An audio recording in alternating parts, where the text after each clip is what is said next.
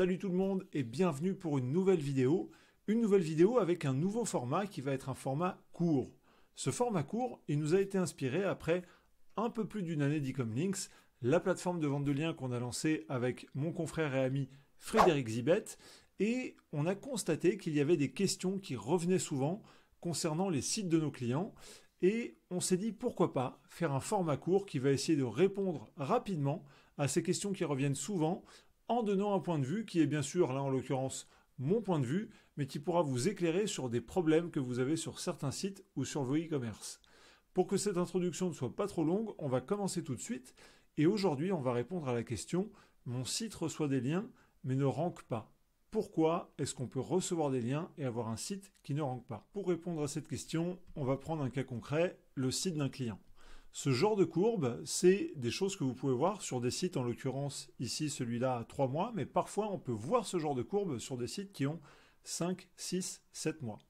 Qu'est-ce qui se passe? On voit qu'au niveau de l'évolution des positions, des mots-clés sur lesquels le site imprime, eh bien c'est très très faible et forcément, eh bien on n'a pas de trafic non plus derrière. À quoi est lié ce phénomène? Alors qu'en 3 mois, normalement, il aurait dû commencer à décoller et avoir une courbe ascendante. Eh bien, généralement, pour pouvoir le comprendre, il va falloir qu'on revienne aux 3 règles du SEO. Depuis 20 ans, pour que Google vous envoie des visiteurs sur votre site, ces 3 règles sont toujours les mêmes. C'est juste que les filtres s'affinent de plus en plus, mais votre site, pour avoir des visiteurs, pour ranker, doit 1. Être optimisé techniquement, 2. Avoir un contenu pertinent, et 3. Recevoir des liens. Ici, ce n'est pas le point 1 qui va bloquer. L'optimisation technique, si vous êtes sur Shopify, vous n'avez quasiment pas à vous en occuper. Si vous êtes sur WordPress et que vous avez un thème premium, que vous l'avez mis en HTTPS, etc., généralement, vous répondez aux grosses bases de l'optimisation technique. Là, ici, ce qui pêche, c'est le contenu. Qu'est-ce qu'on entend par un contenu qui pêche? Ça va être un mauvais choix de mots-clés, très généralement dans les catégories du e-commerce. Pourquoi? Parce que ce site de client a choisi des mots-clés qui sont trop génériques et n'a pas compris le concept de longue traîne. Un mot-clé trop générique, ça va par exemple être ici bracelet femme. Bracelet femme, c'est un mot-clé avec un très fort volume de recherche, mais derrière, il n'y a pas une intention qui est forcément clairement définie. Et si on regarde les résultats de la SERP sur bracelet femme, on peut voir à gauche qu'au début, on a des annonces avec différents magasins qui ont payé pour se trouver là. Ensuite, on a les annonces qui sont payantes, donc les gens qui ont fait du Google AdWords pour pouvoir se positionner sur le mot-clé bracelet femme.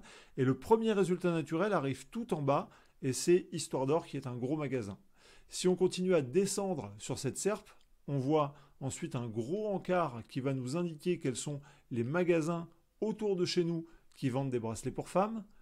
Et enfin, on va tomber sur les résultats naturels avec ici mati.com, cleor.com, mais quand même un encart avec des images qui correspondent aux bracelets femmes.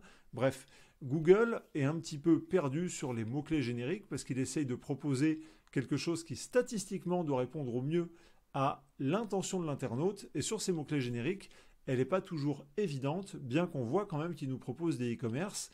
Mais ces e-commerce qui sont mis en avant sont des gros, ce sont des monstres. Et pour aller les positionner avec notre petite boutique en tant qu'artisan, en tant qu'indépendant, ça risque d'être plus compliqué. Il faut donc éviter d'utiliser les mots-clés génériques dans les catégories. Il faut donc chercher la longue traîne et plutôt que d'avoir une catégorie qui s'appellerait bracelet femme, eh bien on va plutôt avoir une catégorie qui s'appellerait bracelet égyptien femme en or. Certes, on aura un volume de recherche qui sera moins important, mais on aura moins de concurrence et des gens qui auront une intention beaucoup plus précise sur ceux qu'ils veulent acheter. Comprendre ce premier point, c'est déjà essentiel parce que j'ai déjà vu des boutiques où on peut avoir comme ça des catégories qui ne sont constituées que de mots-clés génériques et c'est impossible de faire fonctionner votre boutique, surtout si vous êtes un particulier ou un artisan, avec des mots-clés génériques. Le second élément qu'il va falloir impérativement comprendre, c'est l'architecture de votre site. Là, ici, on est sur un cas typique où on a une boutique avec 3 catégories, bracelet femme, bracelet homme, bracelet enfant. Il y a vraiment extrêmement peu de chances pour que votre boutique performe avec ce type d'architecture, des mots-clés génériques et pas de subdivision.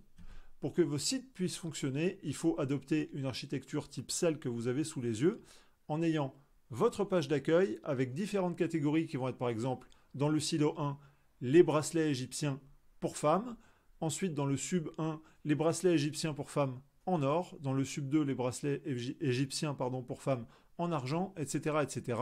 Et les 1, 2, 3, 4 vont être vos produits. Une fois que vous avez compris ça, vous allez pouvoir refaire l'architecture de votre e-commerce.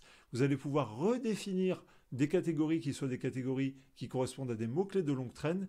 Vous allez pouvoir mieux nicher votre site et mieux ressortir et commencer à imprimer sur des mots-clés. On arrive maintenant sur la fin de cette vidéo. Si elle vous a été utile, n'hésitez pas à mettre un petit pouce bleu. Également, si vous êtes dans le cas que l'on a vu présentement, n'hésitez pas, une fois que vous avez résolu vos soucis d'architecture et résolu vos soucis de catégorisation des produits, à nous envoyer un petit mail pour vérifier si tout est bien OK. Et à partir de ce moment-là, eh bien, pourquoi pas envoyer du lien via notre plateforme Ecomlinks. J'espère que cette vidéo a pu vous être utile. Je vous dis à bientôt et à la prochaine. Ciao!